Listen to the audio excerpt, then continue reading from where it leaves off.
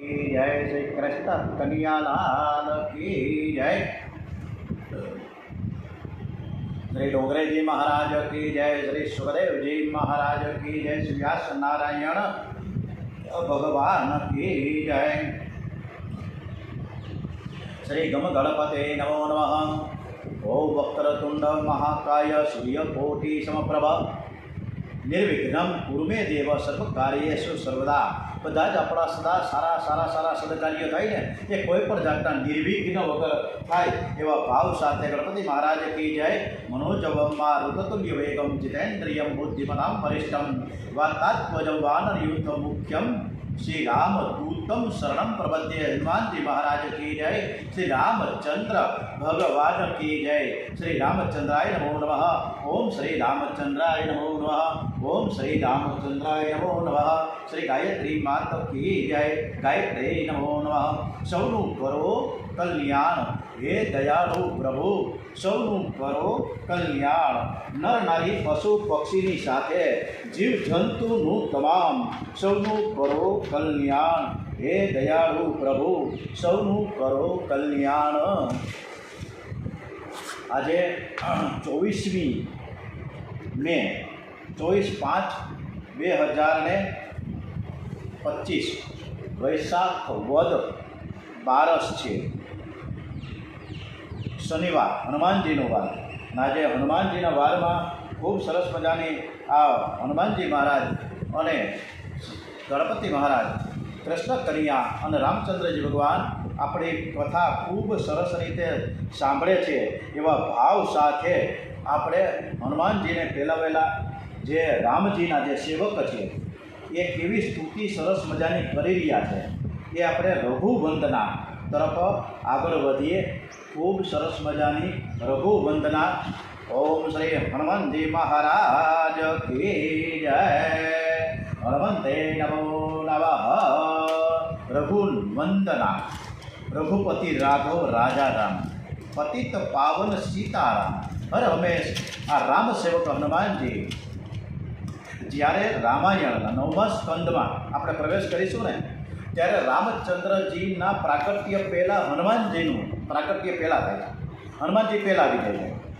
હા ભલે ચૈત્ર સુદ પૂનમને દિવસે એ તો પછી ચૈત્ર સુદ નોમને દિવસે રામચંદ્રજી પ્રગટ થયા અવતર્યા। એમ છતાં પણ રામચંદ્રજી પહેલાં હનુમાનજી છે સેવક પહેલાં આવે અને એ સેવક આવે એટલે તરત જ રઘુપતિ રાઘવ રાજા રામ એ ભાવ સાથે એવી સરસ મજાની વંદના કરે છે। તમને પણ આનંદ આવશે, આપણે પણ જોડાઈએ। रघुनंदन रघुनंदन रघुवर सेवन रघुपति चायन शतयोजन शतयोजन शरधि नियोजन शर परिलंघन में हरिभाजन हरिभाजन हरिमद भाजन दशमुख कंपन बड़वाकृत बड़वाकृत बड़बाणल कृत बहुभस्मार्चन जय केतन जय केतन जय हय प्रापुन जय मिडदापुगने रघुनंदन रघुनंदन रघुवर सेवन रघुपति चायन शतयोजन शतयोजन शरधि नियोजन शर परिलंघन हरिभाजन हरिभाजन हरिमद भाजन दशमुख कंपन बड़वाकृत बड़वाकृत बड़बाणल कृत बहुभस्मार्चन जय केतन जय केतन जय हय प्रापुन जय मिडदापुगने। हनुमान जी महाराज की जय। प्रहलाद जी महाराज की जय। भागवत भगवान जी महाराज की जय। આજની સરસ મજાની દિવ્ય ગાથા આપણે શ્રી કૃષ્ણ પરમાત્માને સરસ રીતે સંભળાવીએ। આપણી કથા સરસ રીતે સ્મિત હાસ્ય સાથે પરમાત્મા સાંભળે છે એવા ભાવ સાથે આપણે પ્રહલાદજીની કથા તરફ આગળ વધીએ। हिरण्यकशिपुने ત્યાં પ્રહલાદજીનો જન્મ થયો છે। પ્રહલાદજી ધીરે ધીરે મોટા થયા છે. પ્રહલાદજી જન્મથી જ મહાન ભગવત ભક્ત હતા. પૂર્વ જન્મના મહાન યોગી ભક્ત છે તે સર્વને આહલાદ આપે છે, આનંદ આપે છે, એટલે જેનું નામ છે પ્રહલાદ. પ્રહલાદજી સતત અને સતત નારાયણનું ધ્યાન કરે છે. શ્રીમન નારાયણ નારાયણ નારાયણ. શું કામ? કે જ્યારે એ ગર્ભાવસ્થામાં હતા કયાધુ એના માતાના પેટમાં, અને ત્યારે નારાયણ નારાયણનું ઉચ્ચારણ હર હંમેશ જે કરાવતા હતા કયાધુ એના પતિને નિર્ણયકશિપુને, અને ત્યારે આ નારાયણ નારાયણનું ઉચ્ચારણ ખૂબ સરસ હતું. ગઈકાલે આપણે પ્રહલાદજીની વાત કરી કે એમના પિતાશ્રી 36,000 વર્ષ સુધી તપ કરવા ગયા મંદરાચલ પર્વત પર. બ્રહ્માજી પાસે વરદાન મેળવીને પાછા આવ્યા, અને જ્યારે પ્રસ્થાન કર્યું હતું ઘરેથી, રાજમહેલથી તપશ્ચર્યા કરવા માટે, ત્યારે ગર્ભ અવસ્થામાં હતા કયાધુ એટલે ધર્મપત્ની, અને પાછા રિટર્ન થયા ત્યારે 36,000 વર્ષ થઈ ચૂક્યા હતા. તો ખરેખર પ્રહલાદજી 36,000 વર્ષથી ઉપરના હોવા જોઈએ, પણ એમ છતાં પણ પછી હિરણ્યકશિપુને ત્યાં પ્રહલાદનો જન્મ થયો, અને પછી ધીરે ધીરે ધીરે મોટા થયા. 5 વર્ષ થયા, 7 વર્ષ, 8 વર્ષ.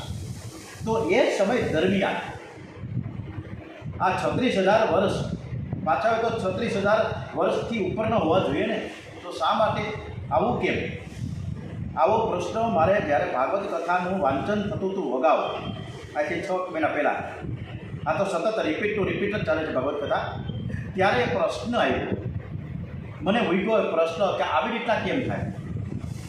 એટલે મેં અમારા એક વિદ્વાન ખૂબ જ સરસ મજાના મારા મોટા ભાઈ સમાન રવિભાઈ દવે, મોટી મણપરીવાળા, જે જુનાગઢમાં રહીએ છે, બહુ વિદ્વાન છે, બહુ જાણકાર છે, એને મેં પૂછ્યું નમ્ર વિનંતી સાથે. ત્યારે એમાંથી ઉકેલ એવો આવ્યો રવિ દાદા તરફથી કે મારા વાંચોમાં શાસ્ત્રોમાં એવું આવ્યું છે કે કયાધુ જ્યારે હિરણ્યકશિપુ મંદરાચલ પર્વત ઉપર ગયા એ સમય દરમિયાન નારદજી ત્યાં આવ્યા હતા, અને નારદજી રાજમહેલમાં આવીને કયાધુને કેવું કીધું કે ત્યારે ત્યાં ભગવત ભક્ત એવો પુત્ર પ્રાપ્ત થશે, એટલે તાર રાજમહેલમાં રહેવા નથી તો મારા આશ્રમે ચાલ. એટલે નારદજીને ત્યાં આશ્રમે કયાધુ ગયા એના માતા પ્રહલાદજીના, અને પછી ત્યાં ખૂબ જ સરસ મજાના આધ્યાત્મિક વાતો, સંવાદો, પરિસંવાદો થયા. સતત અને સતત આધ્યાત્મિક વાતો થઈ. રાજજી એટલા બધા ખુશ થઈ ગયા, અને કયાધુ પણ એટલી સરસ મજાની સેવા કરી રહી હતી, એટલે નારદજી ખૂબ જ ખુશ થયા હતા. એટલે નારદજીએ કીધું કે કયાધુ, તારો પતિ હમણાં થોડા સમય પછી આવશે, જેટલા વર્ષ એના તપસ્યા કરવી છે કરશે, પણ એ અરસામાં તારે પ્રસૂતિ થશે, તો તારી ઈચ્છા મારે કંઈક તને વરદાન આપવું છે, તું કંઈક, હું તારાથી ખૂબ જ પ્રસન્ન છું, તારી સેવાથી પ્રસન્ન છું. ત્યારે કયાધુએ નારદજીને કીધું કે હે ઋષિવર, હે દેવર્ષિ નારદજી, હું આપની પાસે એટલી જ અપેક્ષા રાખું છું, ઈચ્છા રાખું છું કે મને મારા ગર્ભમાં રહેલું જે બાળક છે જ્યાં સુધી મારી ઈચ્છા ન થાય ત્યાં સુધી પ્રસૂતિ ન થાય, એટલે મને ઈચ્છા પ્રસૂતિનું વરદાન આપવું. જે રીતે ભીષ્મજીએ પાસે એવું વરદાન હતું કે એ ઈચ્છા મૃત્યુ હતી, એટલે 49 વર્ષ સુધી એ શૈયા ઉપર ગયા, બાણ શૈયા ઉપર, અને 49 દિવસ પૂરા થયા. ઉત્તરાયણનો દિવસ આવ્યો, 14મી જાન્યુઆરી, મકર સંક્રાંત, અને ત્યારે હિરણ્યકશિપુએ ભીષ્મ આચાર્યશ્રીએ એ ઈચ્છા મૃત્યુનો દિવસ નક્કી કર્યો. એટલે 2 વસ્તુ છે, ઈચ્છા મૃત્યુ ભીષ્મજી અને ઈચ્છા પ્રસૂતિ કયાધુ. એટલે જ્યારે હિરણ્યકશિપુ આવ્યા પછી ઈચ્છા પ્રસૂતિ દ્વારા પ્રહલાદજીનો જન્મ થયો, અને પછી પ્રહલાદજી ધીમે ધીમે ધીમે ધીમે કરતા મોટા થતા ગયા. પ્રહલાદજી 5 વર્ષના થયા છે.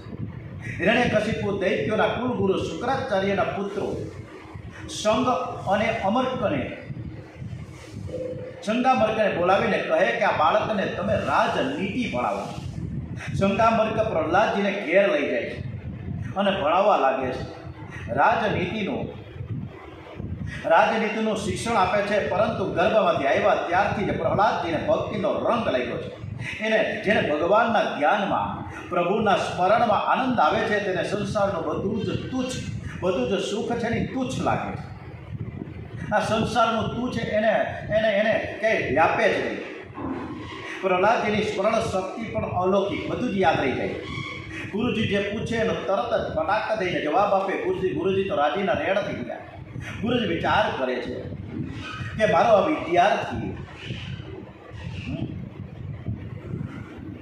વિદ્યાર્થી બહુ બુદ્ધિમાન છે, ઘણો ડાયો છે, ધીર ગંભીર છે, શાંત છે.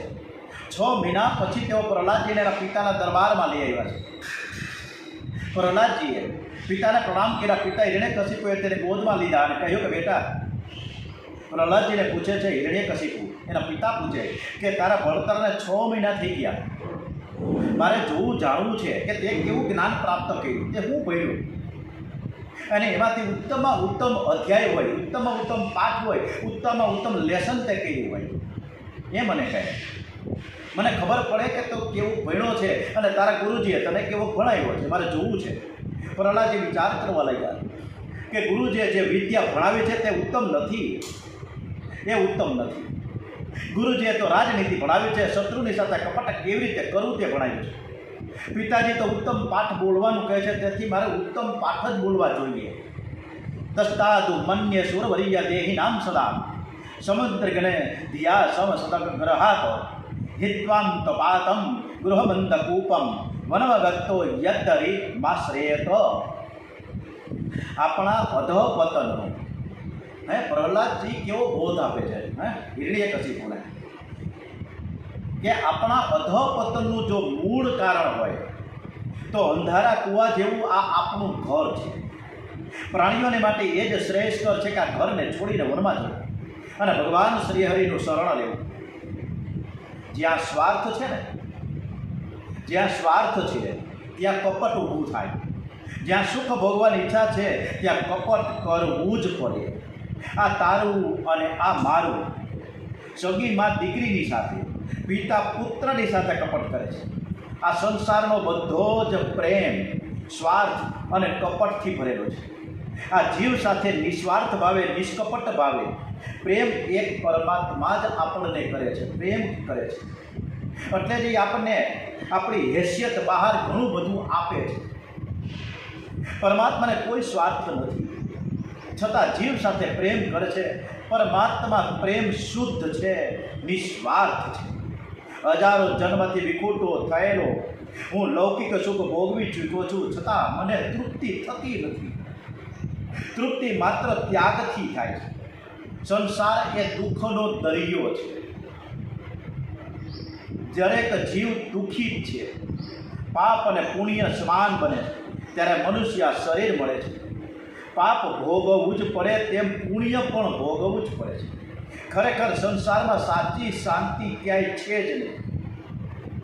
ઘરમાં બરાબર ભજન થતું નથી એટલે મારે ઘરમાં નથી રહેવાનું. હું ઘરમાં નહીં પણ વનમાં જઈને એકાંતમાં બેસીને હું નારાયણનું શ્રીમન નારાયણ શ્રીમન નારાયણ શ્રીમન નારાયણ ઓમ નમો નારાયણ ધ્યાન કરું.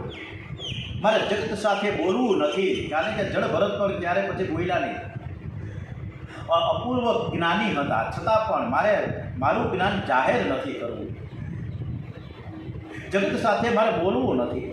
બોલવાની ઈચ્છા થાય તો હું લાલાની સાથે વાતો કરું, જે રીતે મીરાબાઈ વાતો કરે, જે રીતે રામકૃષ્ણ પરમહંસ માં કાલી મા સાથે વાતો કરે. રમવાની ઈચ્છા થાય તો લાલાની સાથે જ રમું. અનેક જન્મના અનુભવ પરથી હું નક્કી કર્યું કે હવે પરમાત્મા સાથે જ મારે રમવું છે. પ્રહલાદજી બહુ જ સુંદર મજાનું બોલે છે. પ્રહલાદ હિરણ્યકશિપુને સમજાવે, પણ હિરણ્યકશિપુને અત્યંત ક્રોધ આવ્યો છે. એણે સંદામર્કને ઠપકો આપ્યો કે તમે મારા બાળકનું આવું શિક્ષણ આપ્યું, મેં તો તમને રાજનીતિનું ભણાવવાનું કીધું હતું, ખબરદાર. અને હવે પછી જો હવે શીખવું છે ને તો તમારી ખેર નથી. ગુરુજીએ કહ્યું રાજન, અમે આપની આજ્ઞાનું પાલન કરીને તો પ્રહલાદજીને રાજનીતિનું શિક્ષણ જ આપ્યું છે. આવું તો અમે કોઈ દિવસ શીખડાવ્યું જ નથી. આ તો એની મેળે બોલે છે. આ એના મનનું ધાર્યું કરવાવાળો છે. એને મનમાં જે આવે એ તમને કહે છે, બાકી અમે આવું શીખડાવ્યું જ નથી. હિરણ્યકશિપુ કહે જુઓ, તને ખબર છે? ગુરુજીને કહે તમને કાંઈ ખબર નથી કે દેવો પણ મારાથી અત્યંત ગભરાય છે. એ સૂક્ષ્મ રૂપ ધારણ કરીને વિષ્ણુનું પ્રચાર કાર્ય કરે છે. આ પાછળથી આપણને ખબર નથી, માટે હવે સાવચેત રહેજો. શંકામર્ક પ્રહલાદજીને પૂછે છે કે અમે તને કદી આવું શીખવાડ્યું જ નથી, તો પછી તું પ્રહલાદજીની આગળ તું તારા પિતાજી હિરણ્યકશિપુ મહારાજની સામે આવું કેમ બોલસ? અમારું નાક તો પાઈ જાય છે. પ્રહલાદજી કહે, ગુરુજી, આ જીવને ભક્તિનો રંગ લાગ્યો છે, તે કોઈના કહેવાથી લાગતો નથી. અગર કોઈના કહેવાથી જો આ જીવ ભક્તિ કરતો હોય ને તો બધા જ ભક્ત માનસ બની જાય. ભક્તિ તો હૃદયમાંથી પ્રગટે છે, હૃદયમાંથી પ્રગટે છે. આ એમને સવારના 8 થી 9 કથા સવારના કોની પાસે ટાઈમ છે? કોની પાસે ટાઈમ છે? મારે તો આટલું બધું કામ છે. આપણે રોજ છેલ્લા 7 વર્ષથી સવારથી આ કથા ચાલુ થાય. આમ નામ થાય નહીં. કાંઈક કૃષ્ણ ભગવાન પ્રત્યે કાંઈક આપણે પ્રેમ કરીએ છીએ, કાંઈક કૃષ્ણ કથા પ્રત્યે આપણે પ્રેમ કરીએ છીએ, ત્યારે આ કથા આપણે સાંભળીએ છીએ. નકર તો આમાં જે ભાગ્યશાળી હોય એ જ આ જોડાય છે. ભાગ્યશાળી હોય એ જ કથા સાંભળી શકે. એટલે આ જીવ છે ને એ કોઈના કહેવાથી કંઈ પણ કરતો જ નથી. જ્યારે કોઈનું માનતો ન હોય તો ભક્તિ ક્યાંથી થાય? ભક્તિ તો હૃદયમાંથી પ્રગટે છે. મને પરમાત્માની કૃપાથી આપોઆપ ભક્તિનો રંગ લાગ્યો છે, આપોઆપ ભક્તિનો રંગ લાગ્યો છે. એમાં તમારા કહેવાથી મને બિલકુલ લાગ્યો જ નથી.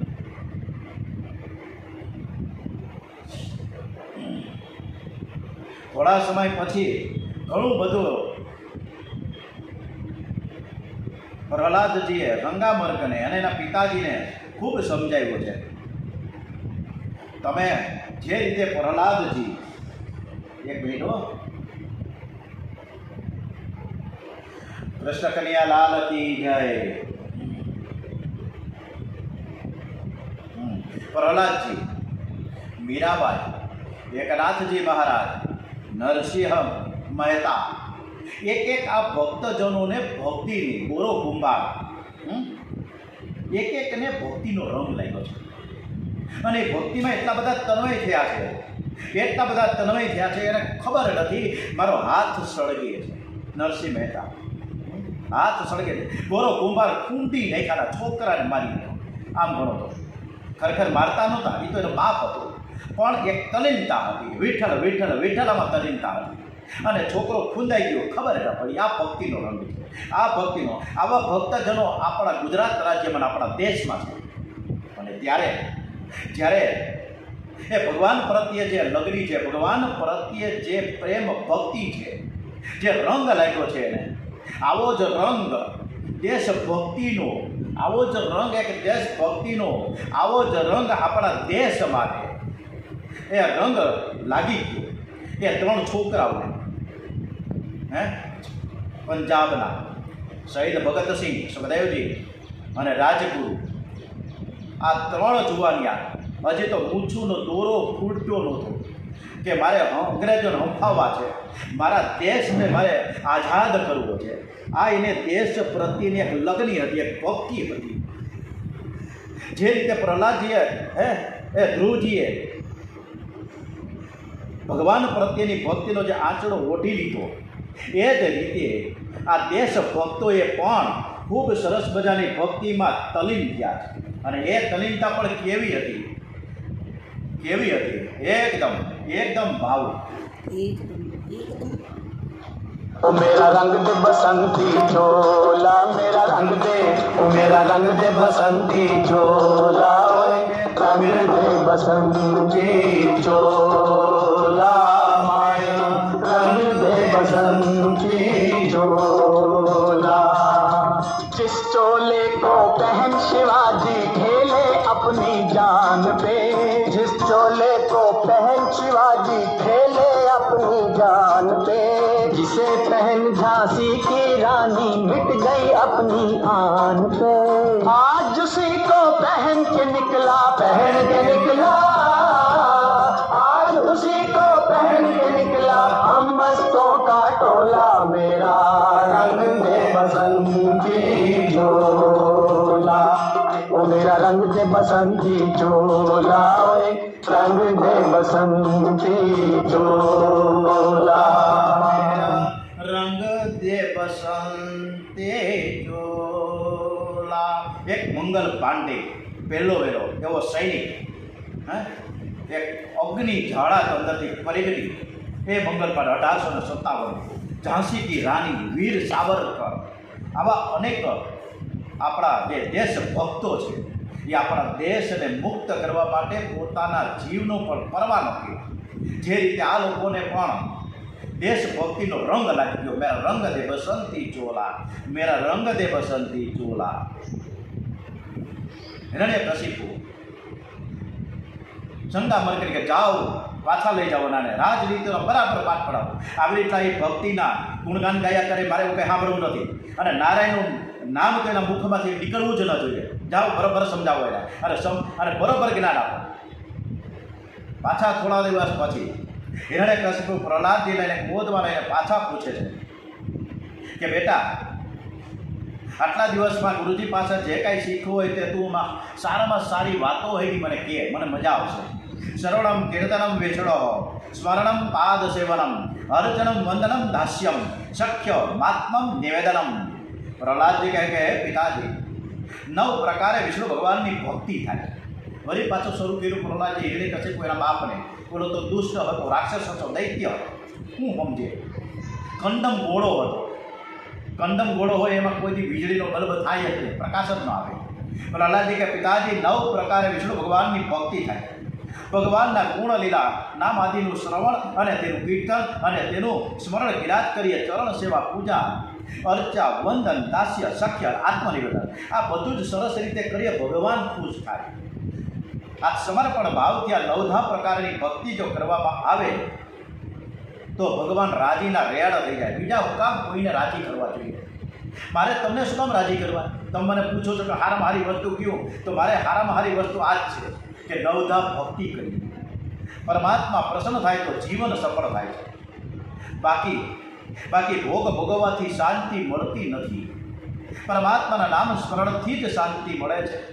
આ સાંભળી હિરણ્યકશિપુને ક્રોધ થયો છે.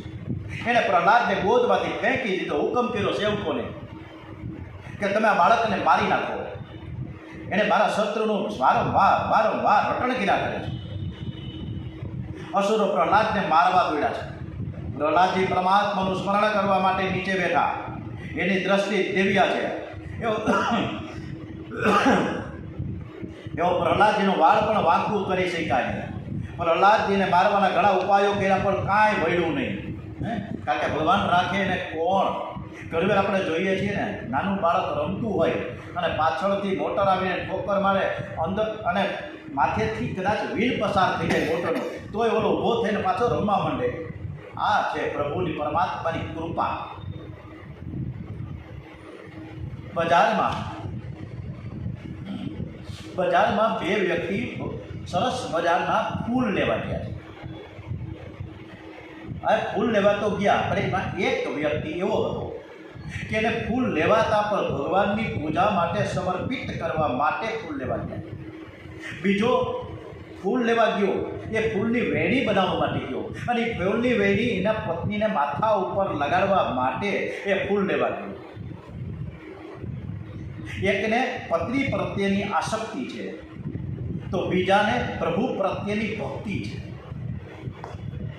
એકને ઠાકોરજીને શણગારવાની ભાવના છે તો બીજાને પત્નીને શણગારવાની ભાવના છે. બંનેની ક્રિયા તો એક જ છે, છતાં એકની ભક્તિ છે તો એક બીજાની આસક્તિ છે. દૈત્ય પ્રહલાદજીને મારે છે છતાં તેનો વાળ વાંકો થતો નથી. પ્રહલાદજીની ભક્તિ દિવ્ય છે, પ્રહલાદ નિર્ભય છે. આવી રીતે ભીમસેનને મારવા માટે પણ અથાગ પ્રયત્નો કર્યા કૌરવોએ, પણ ભીમસેન મળે કારણ કે કૃષ્ણ ભગવાન સાક્ષાત એની બાજુમાં હતા. પ્રહલાદજીને મારવા અનેક ઉપાયો કર્યા. હાથીઓથી, ઝેરી સર્પોથી, પર્વત ઉપર ગબડાવવાથી, માયાના પ્રયોગોથી, ઝેર આપવાથી, ઊંડા ખાડાઓમાં પૂરવાથી, પાણીમાં ડુબાડવાથી, અગ્નિમાં નાખવાથી, કેમે કરીને આ બધા જ ઉપાયો કર્યા પણ બધા જ કાર્યગત નીવડે ન જ નીવડે. એક પણ ઉપાય સફળ ન થયા. પ્રહલાદજી મરતા નથી. આથી હિરણ્યકશિપુને ખૂબ જ આશ્ચર્ય થયું. આ બાળક કે જાદુગર લાગે છે.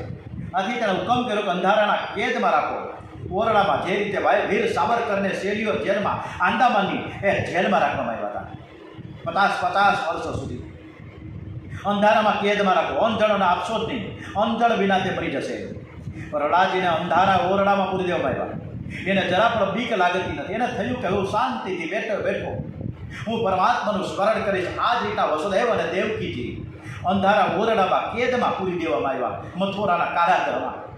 પણ છતાંય એણે કંસનો ઉપકાર માન્યો કે સરસ, અમને ભક્તિ કરવા માટેની આ એક તક મળી છે. હવે અમે શાંતિથી કૃષ્ણ ભજન કરી શકીશું. સુખમાં ભગવત કૃપાનો અનુભવ કરે સાધારણ વૈષ્ણવ, પરંતુ દુઃખમાં પણ ભગવત કૃપાના જે અનુભવ કરે છે અને સેવા સ્મરણ છોડે નહીં, એ મહાન વૈષ્ણવ છે. વસુદેવ અને દેવકી ઉપર કેટલું બધું દુઃખ પડ્યું, છતાં પણ ધીરજ. એ કૃષ્ણ પરમાત્માના એ માતા પિતા, છતાં પણ કોઈ પણ જાતના વાંક વગર, કોઈ પણ જાતના ગુના વગર એને પગમાં પેઢી આવી. શું ગુનો કર્યો છે?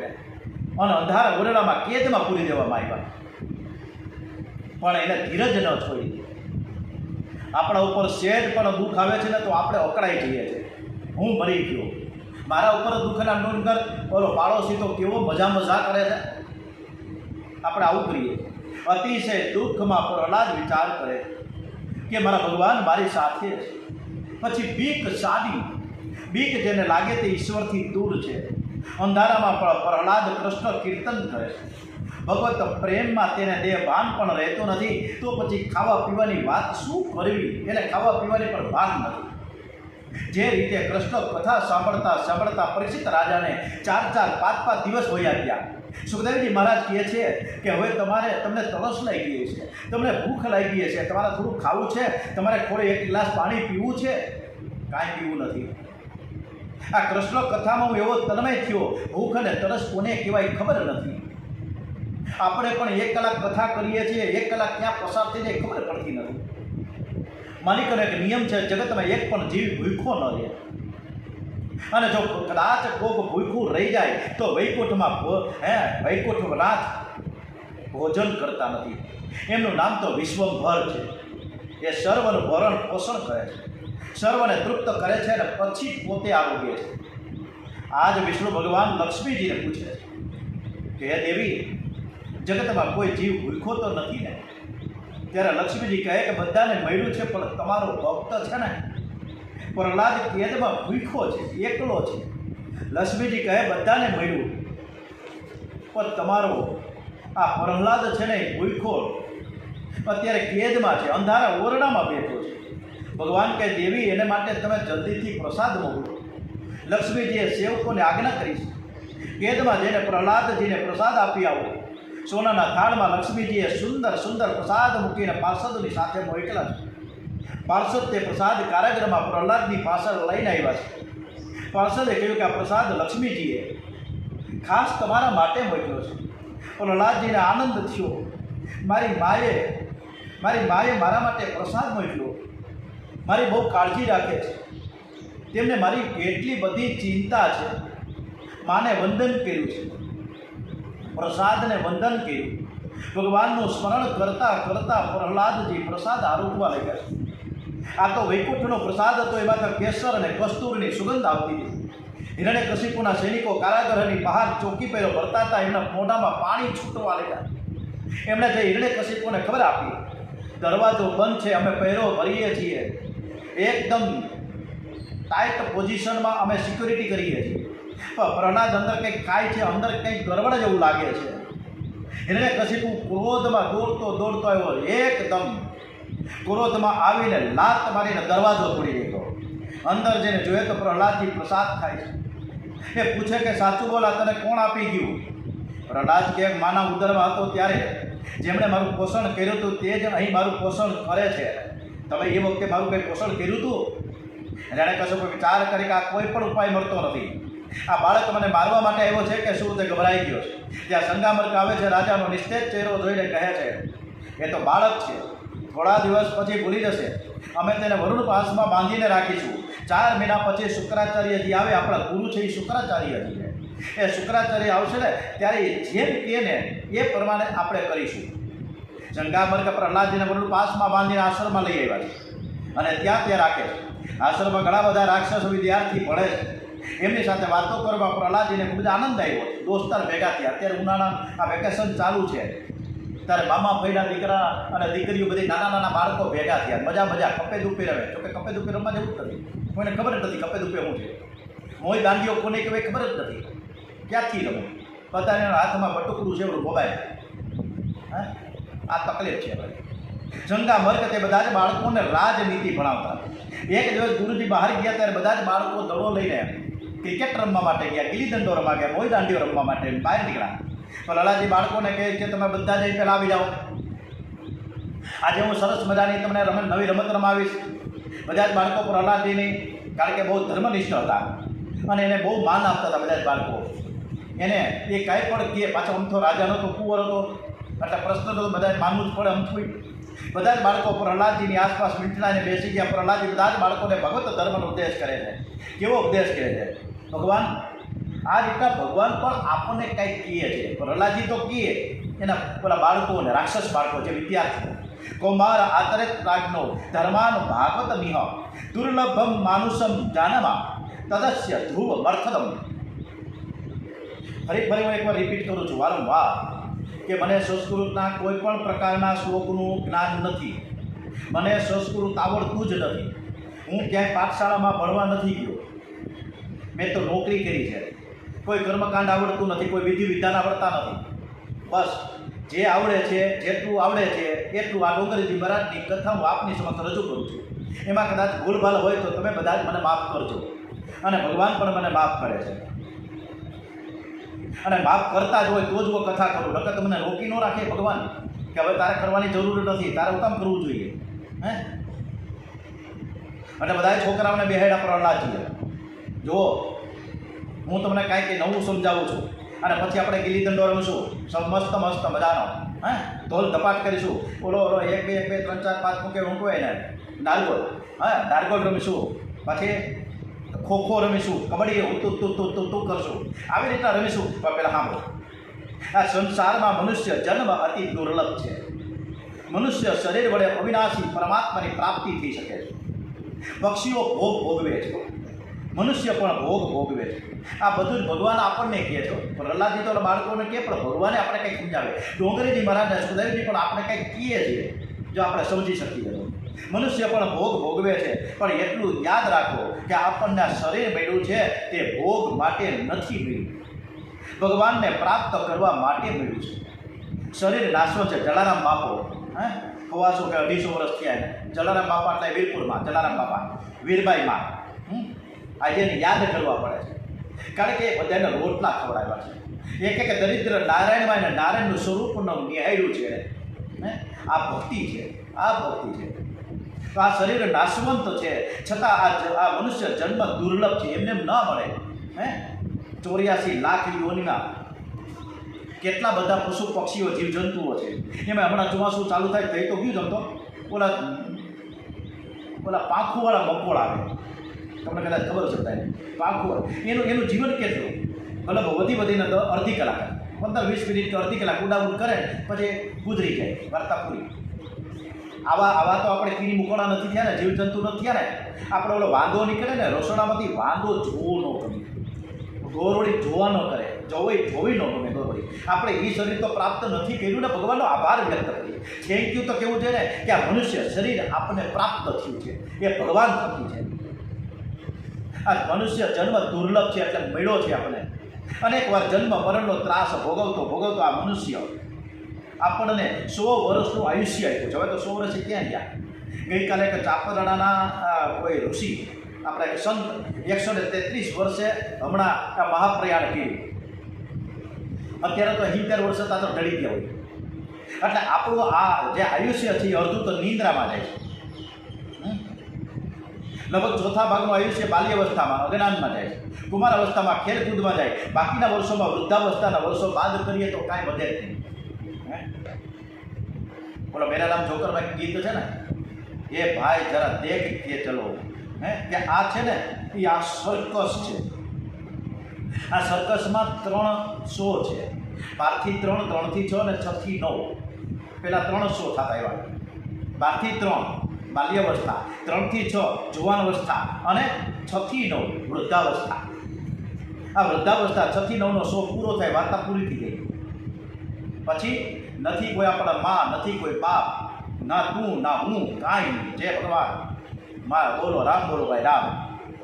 આમ નામ આપણું શરીર શ્રીર્ણ થઈ જાય છે. થોડા વર્ષો રહ્યા છે અને આમ નામ આપણે જુવાનીમાં, આપણે બચપણમાં આ કામ ભોગમાં આપણું બધું જ પસાર કરી નાખ્યું આપણું જીવન. તેથી બુદ્ધિમાન લોકોએ વૃદ્ધાવસ્થા તથા જુવાનીના ભરોસે રહેવું જોઈએ નહીં. અત્યારથી સ્ટાર્ટ. ભલે આપણે નાના નાના બાળકો છીએ, પણ આપણે ભગવાનને 100% ભક્તિ કરી. 100% આપણે આપણો જે ચહેરો છે ને એ એકવાર આપણા અરીસામાં તો જોઈએ. ત્યારે આપણે શું જ્ઞાન મળે છે આપણા અરીસામાંથી કે મુખડા દેખ લે પ્રાણી, મુખડા દેખ લે પ્રાણી, मुखड़ा देख ले प्राणी जरा दर्पण में हो, देख ले कितना पुण्य है कितना पाप तेरे जीवन में, देख ले દર્પણ આપણું એવો છે કે આપણને બધું બતાવે કે તારા જીવનમાં તે કેટલું પાપ કર્યું છે, તે તારા જીવનમાં કેટલું પુણ્ય કર્યું છે. તું એકવાર અરીસાની સામે ઊભો તો રહે તો ખબર પડે. હે, બહુ સરસ કવિ પ્રદીપનું છે. मन में मुखड़ा देख ले प्राणी जरा दर्पण में, कभी तो पल भर सोच ले प्राणी क्या है तेरी कर्म कहानी, कभी तो पल भर सोच ले प्राणी क्या है तेरी कर्म कहानी, पता लगा ले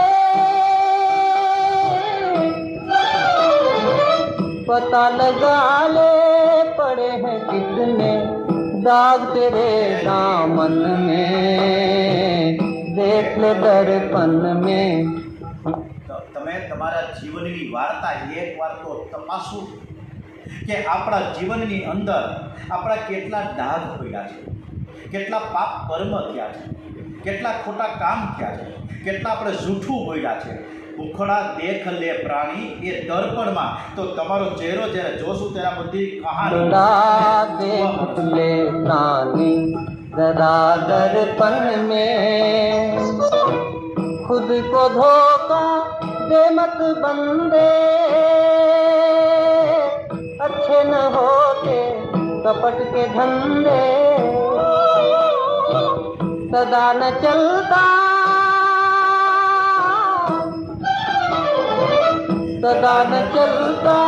किसी का नाटक दुनिया के आंगन में, देख ले दर्पण में मुखड़ा देख ले प्राणी जरा दर्पण में. આપણી અંદર કેટલા કૂર કપટ છે, કેટલા કુભાવ છે, કેટલી ઘૃણા છે, કેટલા તિરસ્કાર છે. એકવાર જોઈએ આપણી વાર્તા, આપણા જીવનની વાર્તા ઉખેડીને બેસીએ તો ખબર પડે કે આની અંદર શું છે જે આપણે એક જ જાણીએ છીએ, બીજા કોઈ જાણી જ ન શકે. આપણી પત્ની 50 વર્ષ બાજુમાં છે એને ખબર નથી પડતી કે આપણી અંદર શું છે, અને ભગવાન જાણે ને કે આપણે જાણીએ. તો એકવાર આપણે આપણા મુખડું દેખ લે પ્રાણી દર્પણ में ત્યારે ખબર પડે કે આપણી જીવનની કહાની કેવી છે. એકદમ સરસ રીતે બોધ આપી રહ્યા છે પ્રહલાદજી. તતો પતેત કુશલ ચેમાય મય પ્રાશ્રિત શરીર પૌરુષમ યાવણ વિપ્રતતે પુષ્કળમ. આપણા મસ્તક ઉપર અનેક પ્રકારના ભય છે ને સવાર છે. એથી આ શરીર કે જે ભગવત પ્રાપ્તિને માટે પર્યાપ્ત છે. એક બિચારો ગોડાઉનમાં 25-26 વાળો છોકરો સૂતો હતો. 3 દિવસ પહેલાં વોટ્સએપમાં આવ્યું છે. આરામથી બિચારો સૂતો હતો, મજૂરી કામ કરતો હતો. ત્યાં એના ઉપર નાગ સાપ આવીને અંદર માથે ફરતો હતો. નાગ, જીવતો નાગ. એને કાંઈ ખબર નથી, એ છોકરાને ખબર નથી કે મારે માથે નાગ છે. અને પછી ફળવડાટ શરૂ થયો, છોકરાની આંખ ખુલી, માથે નાગ અને નાગે એને દંશ દીધો. તાત્કાલિક હોસ્પિટલ ભેગા કર્યા, પણ ત્યાં એનું પ્રાણ પંખેરું જતું રહ્યું. ખબર નથી પડતી ક્યાંથી મોત આવે છે. એટલે જ આપણા મસ્તક ઉપર અનેક પ્રકારના ભયો છે. આ શરીર છે જે ભગવત પ્રાપ્તિને માટે પર્યાપ્ત છે, એ રોગ શોકગ્રસ્ત બની મૃત્યુને વશ થઈ જાય તે પહેલાં બુદ્ધિમાન પુરુષે પોતાના કલ્યાણને માટે કંઈક પ્રયત્ન તો કરવા જ જોઈએ. મનુષ્ય દુઃખ માંગતો નથી. આ બધું જ પ્રહલાદજી બાળકોને, એ વિદ્યાર્થીઓ, રાક્ષસ વિદ્યાર્થીઓનો કહે છે. આજે સુખદેવજી મહારાજ, ડોગરીજી મહારાજ પણ આપને આ જ પ્રકારનો બોધ આપે છે. મનુષ્ય દુઃખ માંગતો નથી, છતાં પણ દુઃખ માંગીએ છીએ આપણે. દુઃખ તો એક જ લેડીસે માંગ્યું, એક જ મહિલાએ માંગ્યું કે મને વારંવાર વિપત્તિ આવે. અને એ છે કુંતા ફૈબા. આપણે કોઈ દુઃખ માંગીએ છીએ, છતાં પણ દુઃખ આવીને ઊભું રહીએ. કરવાનું હું? આપણે તો દુઃખ માંગતા તો નથી. કોઈ એવી માનતા તો એવું નથી રાખતું કે મને 15 દિવસની અંદર મોટું બધું ફ્રેક્ચર આવી જાય ને તો હું શ્રી સત્યનારાયણ ભગવાનની કથા કરીશ. એવું કોઈ કહે? કોઈ ન. છતાં પણ 5-15 દિવસમાં કે જ્યારે સમય આવે, જ્યારે આપણા ભાગ્યમાં હશે તો કદાચ ફ્રેક્ચર આવે, પાટાપીંડી આવે, કરવું શું? આપણે તો મગાવ્યું નથી ને, આપણે તેને આમંત્રણ નથી આપ્યું ને ફ્રેક્ચરને, પણ છતાંય આવી જાય છે. આમ વગર પ્રયત્ને પ્રારબ્ધ પ્રમાણે દુઃખ આવે છે, એમ વગર પ્રયત્ને પ્રારબ્ધ પ્રમાણે આપણને સુખ મળે જ છે. તો રોદલા શું કામ રોવા જોઈએ? સુખ અને દુઃખ પ્રારબ્ધને આધીન છે. જેના પ્રારબ્ધમાં સુખ લખ્યું નથી એ બંગલામાં પણ દુઃખી થાય અને હૈયું પડે છે, કકડાટ કરે છે. જેના ભાગ્યમાં સુખ લખ્યું છે ને એ જંગલમાં ઝાડ નીચે કદાચ બેઠો હોય ને, શાંતિથી બેઠો હોય ને, છતાં પણ દુઃખને, જેના ભાગ્યમાં સુખ લખ્યું છે એ જંગલમાં ઝાડ નીચે એક નાનકડું બેલું એટલે પથ્થર લઈ ઓશીકું કરીને સૂઈ જાય ને તો શાંતિ મળી જાય. દુઃખને માટે કોઈ પ્રયત્ન કરતું નથી, છતાં દુઃખ આવીને ઊભું રહે છે. માટે સુખ અને દુઃખ માટે પ્રયત્ન ન કરો. જે પ્રારબ્ધ પ્રમાણે મળવાનું છે એને માટે પ્રયત્ન કરવાની કાંઈ જરૂર છે જ નહીં. પ્રયત્ન ફક્ત આપણે એક જ કરીએ કે પરમાત્માને પ્રસન્ન કરવા માટે કરીએ. પ્રયત્ન કરો તો પરમાત્માને રાજી રાખવા માટે કરો, પરમાત્માને મેળવવા માટે કરો. પરંતુ કોઈ પરમાત્માને માટે પ્રયત્ન કરતું જ નથી. ત્યારે બાળકો કહે તમે વાતું કરો પ્રહલાદજી, તો અમારે પરમાત્માને પ્રસન્ન કેમ કરવા? અમને કંઈ આવડતું તો નથી, અમે તો રાક્ષસો દૈત્યોના બાળકો છીએ, અમને તો આવું કંઈ આવડે તો નહીં. ત્યારે પ્રહલાદ કે એક જ પરમાત્મા સર્વમાં રહેલા છે, એવી દ્રષ્ટિ તમે ચારે બાજુ કેળવો. જગતને પ્રસન્ન કરવું છે ને બહુ, જગતને પ્રસન્ન કરવું બહુ કઠણ છે. ફૈબાને, ફુવાને, મામાને, મામીને હાકલાને પડકારા કરીને સરસ મજાના રાજી રાખીએ, પણ એ રાજીના રેડ થોડો સમય રહીએ, વળી ક્યાંક વાતું પડી જાય, ખબર ના પડે. પણ મારા કૃષ્ણને પ્રસન્ન કરવા માટે કાંઈ કઠણ છે જ નહીં. સરસ મજાની ભક્તિ કરીએ, આનંદથી 2-4 કલાક ગાડીએ ભગવાન પાસે તો આનંદ આવી જાય. તસ્માત સર્વેષુ ભૂતેષુ દયામ કરુત સૌ હૃદયમ અસુરમ ભાવ પુણ્યત્ય યયા તુષ્યત્ય ધોક્ષજ. તમે તમારા દૈત્યપણાનો અથવા તો તમારે આસુરી ભાવનો ત્યાગ કરો અને સર્વ પ્રાણીઓ ઉપર દયા રાખો, સદભાવ રાખો, પ્રેમથી એની ભલાઈ કરવાથી ભગવાન પ્રસન્ન થાય. ભગવાન જ્યારે કૃપા કરે છે ને ત્યારે મનુષ્યની પાછવી બુદ્ધિ નષ્ટ થઈ જાય છે. બાળકો કોઈ પ્રહલાદ, અમને તો ભગવાન કે દેખાતો થશે ને, તો તેનું આરાધન અમારે કરવું કેવી રીતે? ત્યારે પ્રહલાદજી કે ભગવાનનું ધ્યાન કરો, એકદમ ધ્યાન. અમારા ગિરીશભાઈ ધાણક છે ને સામે છે આ પરીક્ષિત બીજા મોબાઈલમાં. તમને કદાચ ખબર હશે કે આ મોબાઈલ ચાલુ છે અહીંયા. આપણા જે પરીક્ષિતો છે એ પણ જોઈ શકે કે જે બીજો મોબાઈલ ચાલુ છે, વિડીયો શૂટિંગ ચાલુ છે. અને આ જે મોબાઈલમાં છે એ બધા પરીક્ષિતો લાઈવ કથા સાંભળે છે. લાઈવ કથા સવારે 8 થી 9 એને ટાઈમ છે, તમને ટાઈમ નથી, તેને ટાઈમ નથી, પણ છતાંય એ ભગવાનની, કૃષ્ણ ભગવાનની કથા સાંભળે છે. આ કથા સાંભળે છે. હું દરેકને હું વિનંતી કરીશ કે આપ અનુકૂળતા મુજબ કથા સાંભળો. ભાગવત કથામાં બધા જ શાસ્ત્રોનો નિચોડ છે. બ્રહ્માજીએ જ્યારે શંકા કુશંકા કરીને એટલે ત્રાજવું લઈ ગઈ. ત્રાજવામાં ભાગવતજીને બેહાડ્યા. ભાગવત ભગવાનજી એક બાજુ એક પલ્લામાં, અને બીજા પલ્લામાં બધા શાસ્ત્રોને મૂક્યા, બધા સાધનોને મૂક્યા. પણ ભાગવત ભગવાનજીનું જે પલ્લું છે નીચું નથી, કારણ કે એમાં બધા જ વેદોનો એક સાર છે, પરમહંસોની સંહિતા છે આ ભાગવત.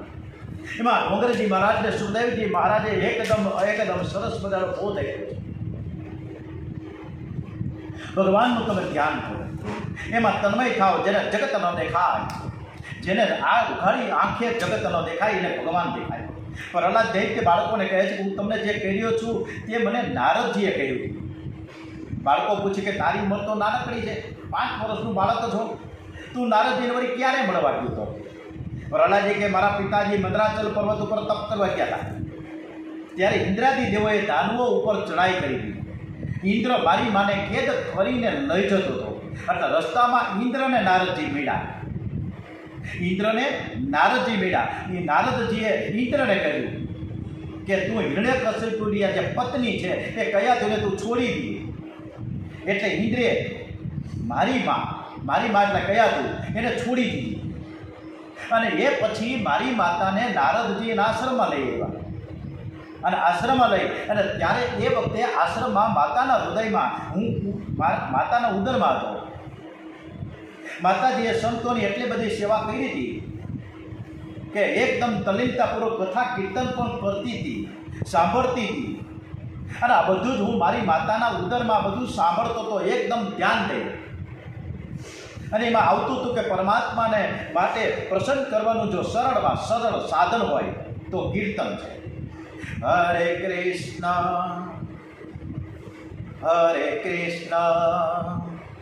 કૃષ્ણ કૃષ્ણ હરે હરે હરે રામ રામ રામ હરે હરે હરે કૃષ્ણ કૃષ્ણ કૃષ્ણ હરે હરે હરે રામ રામ હરે હરે. માતાના કથા કીર્તનમાં અનેક વાર નિંદ્રા આવે, પણ હું તો સાવધાન થઈને કથા સાંભળું છું. મેં ગઈકાલે એક વાત મીઠી હતી. મેં એવું વાત મીઠી તમને કે ઉત્તરાના પેટમાં અભિમન્યુ, એવું મેં કીધું હતું. પણ કોઈએ આ વિશે મને કાંઈ કીધું નહીં. મેં સમજી વિચારી નથી કીધું. મારી અજ્ઞાન અવસ્થામાં હું બોલ્યો કે ચાલ મારું ઉત્તરા. પણ ખરેખરના ઉત્તરાના પેટમાં પરીક્ષિત હતા. પરીક્ષિત રાજા ઉત્તરાના પેટમાં સુભદ્રાનો દીકરો એ અભિમન્યુની પત્ની ઉત્તરા, અને સુભદ્રા એની માં થાય અભિમન્યુની. અને જે કુરુક્ષેત્રના મેદાનમાં એ કૌરવોએ ચારે બાજુ એવા યોદ્ધાઓએ અધર્મથી એ અભિમન્યુનો માર્યો. એટલે સુભદ્રા અને અર્જુનનો દીકરો અભિમન્યુ અને ઉત્તરા અને અભિમન્યુનો દીકરો પરીક્ષિત રાજા, કે જે પરીક્ષિત રાજા આજે કથા સાંભળવા માટે સુખદેવજી મહારાજ શુક્રતાલમાં ગયા ગંગાના કિનારે, અને એ પણ કથા સાંભળે છે. અને આપણે પણ પરીક્ષિત રાજાની સાથે શુક્રતાલમાં જઈને અત્યારે આપણે કથા સાંભળીએ છીએ. આ નિંદ્રા દેવી એવી બહુ સરસ છે. બધાની કથા આપણે ક્યાંક પણ કથા થતી હોય અને એ કથાના મંડપો રચાના હોય અને મંડપમાં એ થાંભલો હોય અને થાંભલાને આપણે વઠીગળ દઈને એ સરસ મજાની કથા સાંભળીએ, મોરારી બાપુની કે જિગ્નેશ દાદાની અથવા તો રમેશભાઈ ઓઝાની અથવા તો મહાદેવ પ્રસાદજી અથવા તો ગિરી બાપુની, કોઈ પણ કથાકાર વક્તા બહુ સરસ હાઈ ક્લાસ કથા કરે. અને એ કથા કરતાં ઓલા ભાઈ એ સરસ મજાના ટેકે દઈ અને કથા સાંભળતા હોય તો ધીમે ધીમે નિંદ્રા દેવી ત્યાં આવી હોય. કારણ કે નિંદ્રા દેવીને કથા કીર્તનમાં વિઘ્ન કરવાની એક આદત પડી ગઈ છે. શું કામ ખબર છે કે કુંભકર્ણનું મરણ થયું, મૃત્યુ પામ્યો, એટલે એની પત્નીનું નામ છે નિંદ્રા દેવી. એ વિધવા થઈ ગઈ. વિધવા થઈ એટલે રામચંદ્રજી પાસે રોતીને કપડતી ગઈ, હે પ્રભુ, હે પરમાત્મા, આપે તો મારા પતિને માર્યા, હવે હું ક્યાં જાઉં, ક્યાં રહું? રામચંદ્રજી કહે તું માંગી એ સ્થાન તને હું આપું. તું જરાય ચિંતા કરવા. ત્યારે નિંદ્રા જેવી કે હું તો તમારા જ્યાં જ્યાં કથા કીર્તન તમારું થતું હોય ને, તમારા કથા વંચાતી હોય ને, અને જે લોકો સાંભળતા હોય ને, ત્યાં હું મારું આસન જમાવી દઉં. ત્યારથી આ કથામાં શ્રોતાઓ એનો બરાબર અભ્યાસ અને અનુભવ કરે છે. હે મીરાબાઈ કેવી એવી આ મીરાબાઈનો દ્રષ્ટાંત વારંવાર ડોકરીજી મહારાજ કે ભક્તોની સાથે કીર્તન કરી હર હંમેશ એના અને વીણા લઈને, આપણે એના તંબુરો શબ્દ ન વાપરીએ પણ એને જે કંઈ છે એ કીર્તન કરી રહ્યા છે. અને એમાં કેટલાક લોકોએ તાલ બરાબર પડતો ન, આમાં તાલી બરાબર શ્રીરામ જય રામ જય રામ શ્રીરામ જય રામ જય, પણ તાલ બરાબર બેહતો ન હોય. ધૂન ભજન કીર્તન ચાલતું હોય અને તાલ બરાબર મજા ન હોય, વિક્ષેપ પડે. જ્યાં શરીરનું ભાન નથી ત્યાં તાલનું ભાન ક્યાંથી હોય? કારણ કે બધા તન્મય છે. બીજા દિવસે આ ભૂલ ન થાય ત્યારે કોઈ મોટા અક્ષરે મારા જેવો રહી છે ને, એને એક કાળું બ્લેકબોર્ડ મંગાવ્યું, અને કાળું બ્લેકબોર્ડ જ્યાં આપણો કથા હોલ હતો ને, જ્યાં રોજ ધૂન ભજન કીર્તન થતા હતા ત્યાં ટીંગાડી દીધું ખીલી મારીને, અને પછી સફેદ ચોકથી લખીને એ કાળા બોર્ડમાં કે શું લખ્યું ખબર છે? તાલશે ગાના, એવું લખ્યું કે ભાઈ તમે એમને તાલીઓ પાડો છો બરાબર, અવાજ એક તાલથી કરો ને ભાઈ, તાલશે ગાના. મીરાબાઈની નજર બ્લેકબોર્ડ ઉપર પડી, એને એ ડસ્ટર મગાવ્યું. ડસ્ટરથી બ્લેકબોર્ડમાં જે અક્ષર હતા તાલશે ગાના ચેકી નાખ્યા. હું લખ્યું પ્રેમ છે ગાના. અરે ભાઈ, કીર્તનમાં તાલ કરતા પ્રેમની કિંમત વધુ હોય છે. કીર્તન કરવાથી મનનો મેળ ધોવાય છે. જે રીતે ભજો, તાલથી ન થાય તો કાંઈ નહીં, ગમે રીતે તાલી પાડો, પણ ભગવાનનું ભજન કરો. બસ હૃદય ખૂબ જ વિશુદ્ધ થઈ જાય, મનનો મેળ ધોવાઈ જાય. આ પ્રેમથી પ્રભુના નામનું કીર્તન મીરાબાઈ અને પ્રહલાદજી કરે છે. તો ભગવાન પણ રાજ્યના રેડ થયા કે નહીં? આપણે પણ કરવું જોઈએ કે નહીં? અને ત્યારે એનું લક્ષ્ય કેવું હતું? મીરાબાઈનું લક્ષ્ય કે તું જ મારી મંજિલ છો, તું જ મારી પૂજા છો, બીજા બધા મારા માટે કોણ છે? પ્રભુ ઈશ્વર એ કાનુડાનું જે ચિત્ર, કાનુડાની જે મૂર્તિ એકદમ સરસ મજાની વાંસળી વગાડતા એ કૃષ્ણ કનૈયા દ્વારિકાધીશ એ મૂર્તિ સમક્ષ એવી બધી સરસ મજાની વાતો કરે, આનંદપૂર્વક વાતો કરે છો. અને એ શું વાતો કરે ખબર છે? તમને ખબર નથી તો મને ખબર નથી. હાલો, મીરાબાઈ કાંઈક કૃષ્ણ કનૈયાની સાથે એકદમ તન્મયતા સાથે વાતો કરી રહ્યા છે. વારંવાર વાતો કરે કે મેરે તો ગિરધર ગોપાલ દૂસરો ના કોઈ, મારે તો માટે તો ગિરધર ગોપાલ જ છે, બીજા મારા માટે કોણ છે? બસ તું ही मेरी मंजिल है, तू ही मेरी पूजा करे.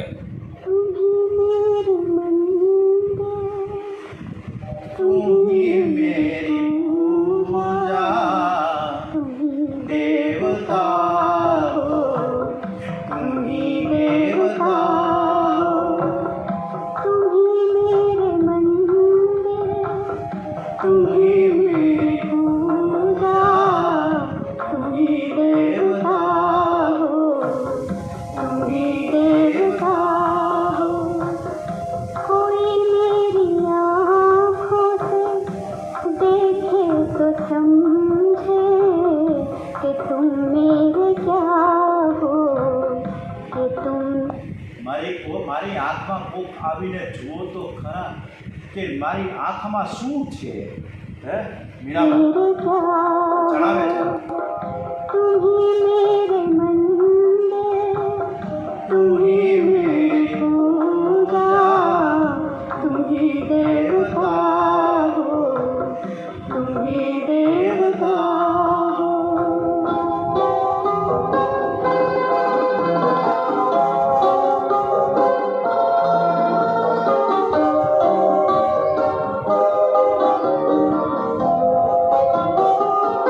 जिधर देखती हूँ उधर तुम ही तुम हो, न जाने मगर किन ख्यालों में गुम हो. હું જ્યાં જ્યાં જોઉં ત્યાં ત્યાં ઠાકોરજી હું તમને જ જોઉં છું. બીજું મારા કોઈ ખ્યાલમાં છે જ નહીં કોઈ. જ્યાં જ્યાં મારી નજર ઠરે ત્યાં ત્યાં તું ને તું જ છો. બધે જ મને કાનુડો દેખાય. મારા ઠાકોરજી, મારા શ્રીજી બાવા મને નજરે પડે છે.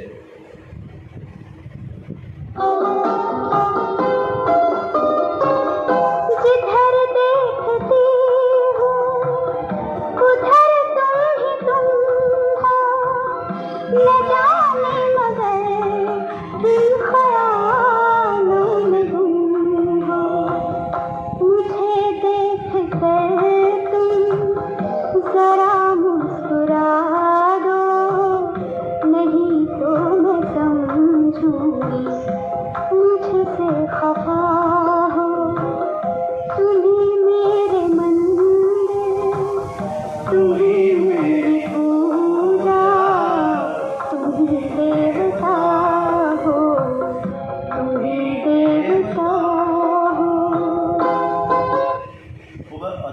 વાતો કરી રહ્યા છે મીરાબાઈ કૃષ્ણ કન્યા દ્વારિકાધીશ સાથે. એમ કહે છે કે તમે મારી સામે સ્માઇલિંગ તો કરો, મારી સામે તમે હસો. આટલો બધો ભાવ મીરાબાઈ, આટલો બધો ભાવ ધ્રુવજી મહારાજને, આટલો બધો ભાવ પ્રહલાદજીને. ત્યારે ભગવાન સાક્ષાત એમની સામે પ્રગટ થાય. આપણી સામે પણ ભગવાન પ્રગટ થાય જ, 100% થાય. પરંતુ આપણી આંખ જે બહારની પણ અંદરની આંખ, જો આપણી અંદરની જો આંખ ઉઘડી જાય તો પ્રકાશ સ્વરૂપ પરમાત્મા પ્રગટ થઈ જાય. બોલે શ્રી કૃષ્ણ કનૈયા લાલ કે જય, શ્રી ઠાકોરજી મહારાજ કે જય, દ્વારિકાધીશ કે જય, ડોંગરેજી મહારાજ કે જય, શ્રી સુખદેવજી મહારાજ કે જય, શ્રી વ્યાસ નારાયણ ભગવાન કે જય, ભારત માતા કે જય. વંદે વેદ માતરમ, વંદે વેદ માતરમ. ભાગવત ભગવાનજી મહારાજ કે જય. ઓમ નમઃ પાર્વતી પતે. હર હર હર હર મહાદેવ હર.